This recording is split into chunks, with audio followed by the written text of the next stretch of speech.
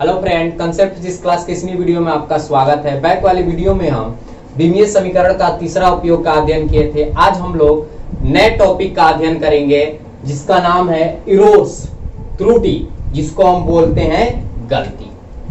देखिए, गलती का अर्थ क्या होता है कि अगर फिजिक्स में किसी भौतिक राशि का वास्तविक मान मुझे पता है और उस वास्तविक मान से मेजर किया हुआ मान, मापा हुआ मान या तो कम आए या तो उससे क्या है, अधिक आए, तो उसे हम क्या बोलते हैं, इरोर्स बोलते हैं। उसे हम क्या बोलते हैं, गलती बोलते हैं। अब जैसे एग्जांपल के तौर पर मैं आपको समझा रहा हूं, जैसे मान लेते हैं कि मेरे पास ये एक वस्तु है, ये एक वस्तु है और इसको मेजर करना है, यानी इसके मास को क्या करना है, मेजर करना है और मेजर करके क्या करना है, बताना है। और इसकी रियल मान मुझे पता है और किसी को पता नहीं है। तो मान लेते हैं कि क्लासरूम में 5 स्टूडेंट हैं, ध्यान समझिएगा।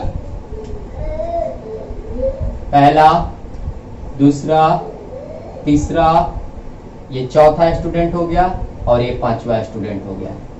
सबको हम बारी बारी से इस वस्तु को दिए और कहे कि इसकी मास जो है मेजर करके बताइए। तो पहला स्टूडेंट जो है इसके मास को मेजर करके बताया कि सर इसका जो मास है वो आ रहा है 8.5 केजी।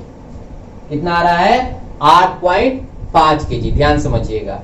दूसरा स्टूडेंट ने बताया M2 कह रहा है कि नहीं, ये गलत बताया है, इसका मास 8.6 केजी आ रहा है। तीसरा स्टूडेंट बोल रहा है कि ये दोनों गलत बताए हैं, मेरा आ रहा है कितना, तो 8.4 केजी। चौथा स्टूडेंट को ये दिए, ये जो आपकी वस्तु है हम किसको दिए, चौथा स्टूडेंट को दिए। तो चौथा जो स्टूडेंट है इस वस्तु को मेजर करके बता रहा है कि इसका मास आ रहा है 8.8 केजी और 5वां स्टूडेंट को जब दिए तो ये कह रहा है कि इसका मास आ रहा है 8.7 केजी। अब सबका मान अलग अलग आ रहे हैं।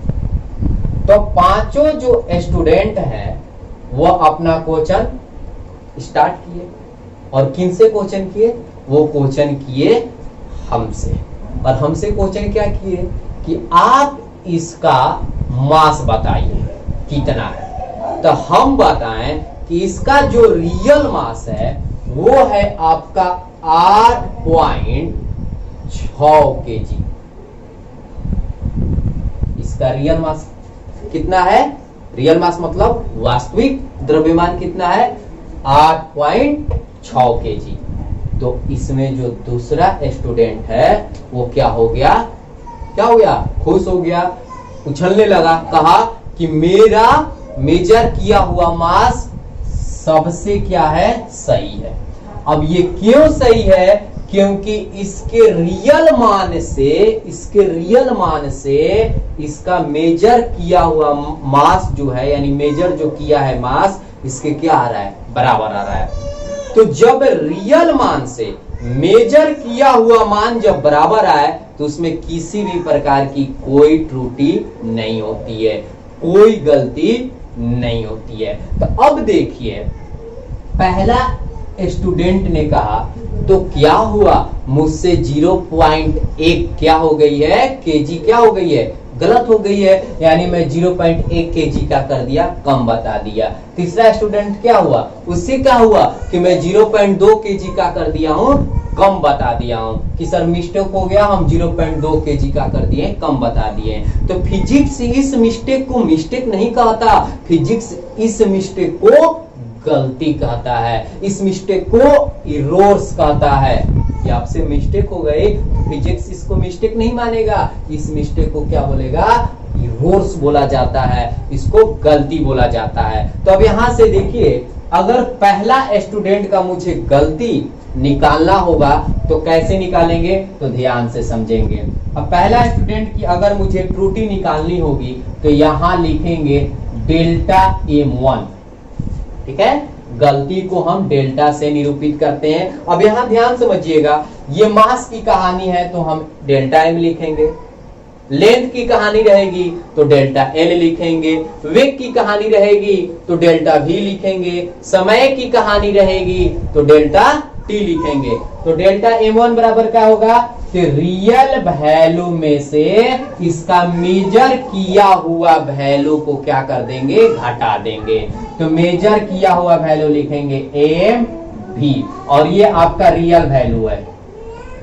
तो कितना गलती हुआ, तो रियल वैल्यू हो गया आपका 8.6 अब माइनस मेजर किया हुआ वैल्यू 8.5, जब घटाएंगे तो कितना होगा 0.1 kg, 0.1 kg। इसी तरह डेल्टा m2 निकालेंगे तो रियल वैल्यू कितनी हो जाएगी 8.6 और मेजर किया हुआ वैल्यू भी 8.6 घट के कितना आ रहा है, 0 आ रहा है। इसी तरह डेल्टा m3 निकालेंगे तो 8.6 माइनस 8.4 ये कितना आ जाएगा 0.2 kg। ठीक है, ध्यान से समझिएगा। डेल्टा m4 निकालेंगे तो कितना होगा, रियल वैल्यू माइनस मेजर किया हुआ वैल्यू तो कितना हो जाएगी 8.8। ध्यान समझिएगा, तब ये निगेटिव आ जाएंगे माइनस 0.2 kg। ध्यान समझिएगा, माइनस 0.2 kg। अब यहां से देखिए डेल्टा m5, अब यहां से लिखेंगे 8.6 माइनस 8.7 यानी माइनस 0.1 kg। और यहां निगेटिव से घबराना नहीं है, निगेटिव का अर्थ होता है कि आप रियल वैल्यू से मान अधिक बता दिए हैं, यानी मास आपका निगेटिव नहीं होता। बात समझ में आ रहा है, लेंथ आपका निगेटिव नहीं होता। ये निगेटिव का अर्थ यह बता रहा है कि जो रियल मास है उस वस्तु का, उससे आप इतना केजी अधिक मेजर करके बता दिए हैं, इतना केजी अधिक मेजर करके बता दिए हैं। जब वैल्यू प्लस में आएगी तो उस रियल वैल्यू से इतना कम बता दिए हैं। इसका कहने का अर्थ यह है कि ये जो प्लस आ रहा है इससे आप क्या निष्कर्ष निकालते हैं, तो इससे हम यह निष्कर्ष निकालते हैं कि जो रियल वैल्यू था उस वस्तु का, जो रियल मास था, उससे हम क्या कर दिए हैं, कम बता दिए, यानी उसके रियल मास से हम कम बताए हैं। और ये बता रहा है कि रियल मास से अधिक बताए हैं। जो रियल उस वस्तु का मास था उससे हम इसको क्या कर दिए हैं, अधिक बता दिए हैं। और फिजिक्स में इस गलती को, इस इरोर्स को, जो ये आपकी दिखाई दे रही है, ये आपकी दिखाई दे रही है ये वाली, इस इरोर्स को हम बोलते हैं निरपेक्ष त्रुटि। क्या बोलते हैं, निरपेक्ष त्रुटि, निरपेक्ष त्रुटि, जिसको हम इंग्लिश में बोलते हैं एब्सोल्यूट एरर्स। क्या बोलते हैं, एब्सोल्यूट एरर्स।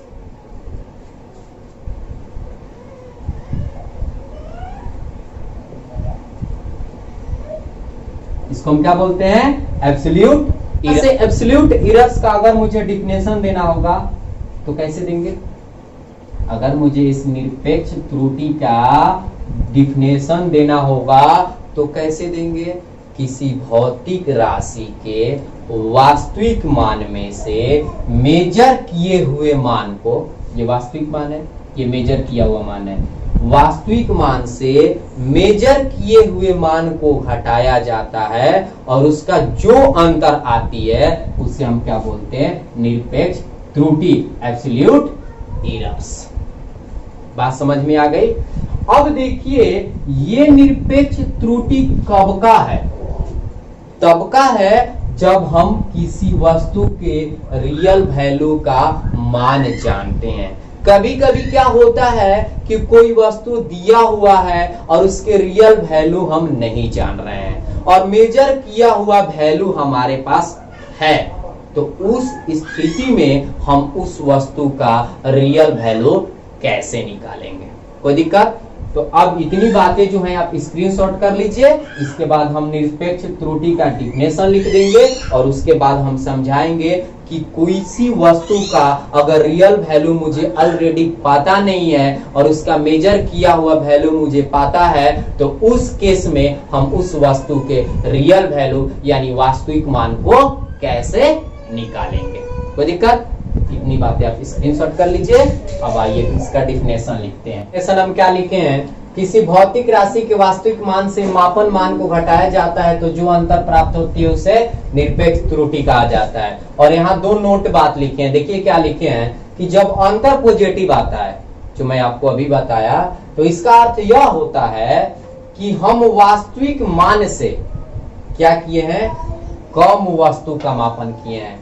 इसका कहने का मतलब जैसे आपके पास कोई वस्तु है और उसका मास को मेजर कर रहे हैं, तो पॉजिटिव उसका वैल्यू आ रहा है, इसका मतलब उसकी जो रियल वैल्यू है उससे उसके मान को आप कम मेजर किए हैं। अगर निगेटिव वैल्यू आ जाएगा तो उससे आप क्या किए हैं? अधिक किए हैं। बस समझ में आ रहा है? पॉजिटिव निगेटिव का अर्थ यही होता है। अब आते हैं आगे की ओर, चलते हैं और आगे की ओर बढ़ते हैं। देखिए ध्यान समझिएगा, आगे की ओर बढ़ते हैं और हम एक एग्जाम्पल और लेते हैं। जैसे मेरे पास ये एक रड हो गया जिसको हम बोलते हैं छड़, इसकी लेंथ बराबर वाट। मेजर किया हुआ वैल्यू L1 पहला, मतलब पहला स्टूडेंट के द्वारा मेजर किया हुआ वैल्यू 2.3 सेंटीमीटर है। दूसरा स्टूडेंट के द्वारा मेजर किया हुआ वैल्यू 2.4 सेंटीमीटर है।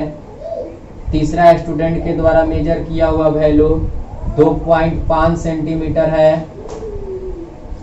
चौथा स्टूडेंट के द्वारा मेजर किया हुआ वैल्यू 2.6 सेंटीमीटर है और पांचवा स्टूडेंट के द्वारा मेजर किया हुआ वैल्यू 2.7 सेंटीमीटर है। ठीक है। अब पुनः इसी तरह जो अभी मैं आपको समझाया कि पांचों स्टूडेंट पुनः क्वेश्चन किए कि अब बताइए इस छड़ की लेंथ कितनी है, तो उस केस में उस वस्तु की जो मास थी वो मुझे मालूम थी। अब यहां मुझे इसका वास्तविक जो लेंथ है मुझे अब पता नहीं है। ध्यान समझिएगा, वो कहानी थी कि किसी भौतिक राशि की वास्तविक मान पता हो तो निरपेक्ष त्रुटि का मान हम कैसे निकालते हैं। अब यहां मुझे इसकी वास्तविक लंबाई मुझे नहीं पता है, इसकी जो L बराबर वाट लिखा गया है इसकी रियल वैल्यू मुझे पता नहीं है, और जो मापन वैल्यू है, मेजर किया हुआ वैल्यू है, वो मुझे दिखाई दे रही है। इस केस में अगर मुझे वास्तविक मान निकालना होगा कि इस छड़ की वास्तविक मान कितनी होगी, तो कैसे निकालेंगे? जब नहीं दिया रहता है तो जो मेजर किया हुआ वैल्यू है उसका सबसे पहले मीन निकालते हैं। मीन मतलब होता है माद, तब यहां से सबसे पहले इसका माद निकालेंगे। ध्यान समझिएगा, अब यहां लिखेंगे एल मीन। कैसे निकालेंगे? तो जितना आपका ये मेजर किया हुआ वैल्यू है उसको क्या कर देंगे? जोड़ देंगे। L1 plus L2 plus L3 plus L4 plus L5, और जितना रहता है उससे क्या कर देते हैं? डिवाइड कर देते हैं। मीन का अर्थ यही होता है ना। माध्य कैसे निकाला जाता है? सभी संख्याओं का योग बाटा में टोटल संख्या। तो हम जोड़ दिए, तब इसके वैल्यू को लेकर हम जोड़ देते हैं तो कितना होगा?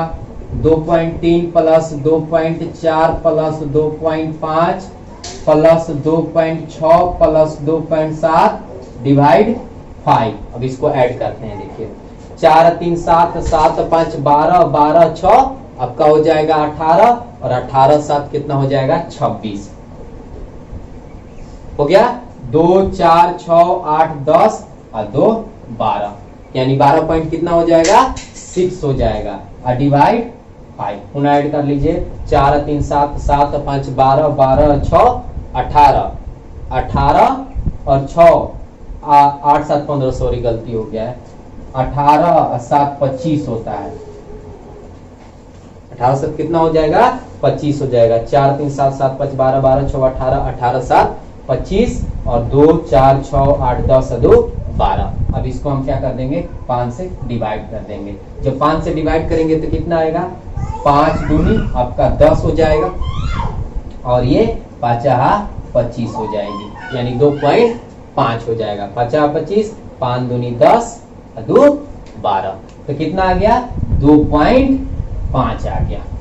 कोई दिक्कत? तो अब हम इसमें देखते हैं 2.5 कहाँ है, यानी L3 जो ये तीसरा स्टूडेंट है, ये इस छड़ की लंबाई को सही मेजर किया है, यानी इसकी जो रियल वैल्यू है वो कितनी आएगी, 2.5 सेंटीमीटर।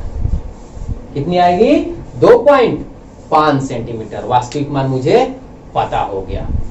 अब इसका मुझे इरोर्स निकालना होगा, त्रुटि निकालना होगा, तो कैसे निकालेंगे, डेल्टा L1 बराबर रियल वैल्यू माइनस मेजर किया हुआ वैल्यू। अब उसे निकालने से पहले मैं आपको एक बात समझा दूं, कभी कभी अगर आप मीन निकालिएगा तो यहां दशमलव के बाद कटकर 2 अंक आएंगे, 3 अंक आएंगे, यानी हार्डली 2 अंक लिखा जाता है। अब जैसे मान लेते हैं कटाने के बाद हमारे पास आ गया 2.42, ठीक है, एक बार कटाए तो आ गया 2.42। मैं आपको एक एग्जांपल समझा रहा हूं, जरूरी नहीं है कि हमेशा कटकर 2.5 ही आएगा।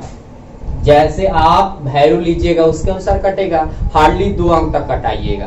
तो अब ऐसे केस में क्या होंगे कि हम देख रहे हैं कि यहाँ दशमलव के बाद एक ही अंक लगा हुआ है। अब यहाँ दशमलव के बाद 2 अंक आ गया। मेरी बात को समझिएगा, मैं क्या समझाने जा रहा हूं। 2 अंक आ गया, तब इसको 1 अंक बनाना है। अब 1 अंक कैसे बनाया जाता है, तो अब देखिए 1 अंक बनाने का रूल क्या है कि दशमलव के बाद जो ये इकाई का अंक आपको दिखाई दे रहा है उसको देखते हैं। अगर उसके स्थान पर 5 या 5 से अधिक आए, 5 आए, 6 आए, 7 आए, 8 आए, तो वहां 0 दे देंगे और उसके बाद वाले अंक में 1 जोड़ देंगे। ध्यान समझिएगा, जिसको हम सन्निकटन वैल्यू बोलते हैं। अगर 5 से छोटा आए, 4 आए, 3 आए, 2 आए, 1 आए, तो उसके स्थान पर 0 तो दिया जाता है, लेकिन उसके बाद वाले अंक में 1 नहीं जोड़ा जाता है, यानी इसका राइट आंसर 2.4 हो जाएगी। अगर यहाँ आपका 6 आया रहता तो यहाँ क्या हो जाती, 5 हो जाती। बात समझ में आ रहा है आपका? जब डायरेक्ट वैल्यू कट कर नहीं आए तो इसको आप इस प्रकार बनाइएगा। बात समझ में आ रही है? अब देखिए हम आगे बढ़ रहे हैं। अब यहां से हम इसका क्या निकाल रहे हैं, अब यहां से हम इसका इरोर्स निकाल रहे हैं, त्रुटि निकाल रहे हैं। तब त्रुटि कैसे निकालेंगे, यहाँ लिखेंगे डेल्टा L1 बराबर रियल वैल्यू माइनस मेजर किया हुआ वैल्यू। रियल वैल्यू आपका हो गया 2.5, मेजर किया हुआ वैल्यू हो गया 2.3, घटाएंगे तो 0.2 सेंटीमीटर। कोई दिक्कत? डेल्टा L2 तो 2.5 माइनस 2.4 कट के 0.1 सेंटीमीटर हो जाएगा। इसी तरह डेल्टा L3 निकालेंगे तो 2.5 माइनस 2.5 घटा देंगे तो कितना हो जाएगा, 0 हो जाएगा। L4 निकालेंगे 2.5 माइनस 2.6, ये घटकर माइनस 0.1 आएगा, ये बड़ा हो गया। डेल्टा L5 तो 2.5 माइनस 2.7 घटाएंगे तो माइनस 0.2 आएगा। Centimetre centimetre centimetre. अब ध्यान से देखिएगा इधर, अब इधर से देखेंगे हम लोग, इधर से देखिएगा। अब यहां से हम क्या करेंगे, ये निगेटिव पॉजिटिव का तो अर्थ आप समझ रहे हैं, निगेटिव आ रहा है, इसका मतलब कि इसकी लंबाई माइनस में नहीं लेंगे। माइनस ये बता रहा है कि जो आपका रियल वैल्यू है उससे ज्यादा हम मेजर कर लिए हैं। प्लस ये बताता है कि रियल वैल्यू से कम मेजर किए हैं। बात समझ में आ रही है? अब यहां से हम क्या निकालेंगे कि जो ये आपकी इरोर्स आ रही है, अब इसका हम मीन निकालेंगे। क्या निकालेंगे? अब इसका मीन निकालेंगे, यानी हम लिखेंगे डेल्टा L मीन। अब इसका माध्य निकालेंगे, और इसका माध्य कैसे निकाला जाता है, तो delta L1 plus delta L2 plus delta L3 कितना है, डेल्टा L4 अब प्लस डेल्टा L5। कोई दिक्कत? इसको मोड में लिखी जाती है इस प्रकार, अब बाटा में 5। मोड का अर्थ क्या हुआ कि जो ये निगेटिव है ये वैल्यू हम क्या ले लेंगे? पॉजिटिव लेंगे। और ऐसे भी आप याद रखिएगा कि जो ये निगेटिव वैल्यू होता है इसका मीन निकालते समय पॉजिटिव लिया जाता है, क्योंकि निगेटिव यह बता रहा है कि आप उस रियल वैल्यू से क्या कर दिए हैं? अधिक मान को बता दिए हैं। मोड इसलिए यहां लगाया जाता है कि निगेटिव को ये क्या बना देगा? पॉजिटिव बना देगा, क्योंकि मोड का अर्थ होता है कि निगेटिव को पॉजिटिव बना देना, पॉजिटिव को निगेटिव नहीं बनाना। ये मत सोचिएगा पॉजिटिव को निगेटिव बना देगा, निगेटिव को पॉजिटिव, केवल निगेटिव को पॉजिटिव बनाता है। अब यहां से ध्यान समझिएगा, अब इसका निकालेंगे तो डेल्टा L1 कितना है? तो आया 0.2 प्लस डेल्टा L2 कितना है? 0.1 प्लस 0 प्लस 0.1 प्लस 0.2 डिवाइड 5। अब इसको ऐड कर देंगे, 2 1 3 1 4 4 2 6 0.6 डिवाइड 5, 2 2 4 5 1 6। अब इसको हम कटा देंगे, या इसको ऐसे लिख सकते हैं 6 बाटा में 50। किसका हो गया? डेल्टा एल मीन का। अब राइट मुझे निरपेक्ष त्रुटि का अगर मुझे मान निकालना होगा तो ये कितनी होगी? तो निरपेक्ष त्रुटि का राइट जो वैल्यू है वास्तविक मान प्लस माइनस आपका जो ये त्रुटि का मान आया है वो वाले क्या कर देते हैं? ऐड कर देते हैं। तो वास्तविक मान कितना आया था? तो मेरा वास्तविक मान आया था 2.5। यहाँ लिखेंगे 2.5 प्लस माइनस 6/50। अब इसको हम क्या कर सकते हैं? डिवाइड करके कटा भी सकते हैं। कोई दिक्कत? तो अगर मुझे वास्तविक मान नहीं दिया हो और निरपेक्ष त्रुटि निकालना हो तो इस प्रकार निकालेंगे। उन्हें एक बार समझा देते हैं, अगर किसी भौतिक राशि का वास्तविक मान नहीं दिया हो और मेजर किया हुआ वैल्यू मुझे पता है तो सबसे पहले उसका मान निकालेंगे, मान निकालने के बाद उसका इरोर्स निकालेंगे और पुनः इरोर्स का मान निकालेंगे और रियल वैल्यू में जो रियल वैल्यू है उसमें इरोर्स के जो मान आया है उसको क्या कर देंगे? ऐड कर देंगे, तो मेरा निरपेक्ष त्रुटि हो जाएगी प्लस माइनस। बात समझ में आ रही है? अब आगे बढ़ते हैं, नेक्स्ट त्रुटि के बारे में समझते हैं। ध्यान समझिएगा। अब जैसे इसके बाद दूसरा आता है आपका अपेक्षिक त्रुटि। अपेक्षिक त्रुटि ध्यान समझिएगा, जिसको हम बोलते हैं रिलेटिव इरोर्स। रिलेटिव इरोर्स, अपेक्षिक त्रुटि, रिलेटिव इरोर्स। तो रिलेटिव इरोर्स का अर्थ क्या होता है? देखिए समझिए, ये जो हम निकाले हैं ना इसको हम बोलते हैं माध्य निरपेक्ष त्रुटि। इसको हम क्या? माध्य निरपेक्ष त्रुटि। ध्यान समझिएगा, मीन एब्सोल्यूट एरर। तो अपेक्षिक त्रुटि का डिफिनेशन होता है कि माध्य निरपेक्ष त्रुटि तथा मीन वैल्यू यानी जो वास्तविक मान है उसके अनुपात को हम क्या बोलते हैं? अपेक्षिक त्रुटि। ध्यान समझिएगा, mean absolute error divide mean value equal to relative errors. यानी अपेक्षिक त्रुटि का जो डिफिनेशन होता है ये इस प्रकार होता है। यहां देखिए, यहां लिख दे रहे हैं इधर, अपेक्षिक त्रुटि अगर मुझे अपेक्षिक त्रुटि का अगर मुझे डिफिनेशन देना होगा तो कैसे देंगे? Mean absolute errors divide mean value,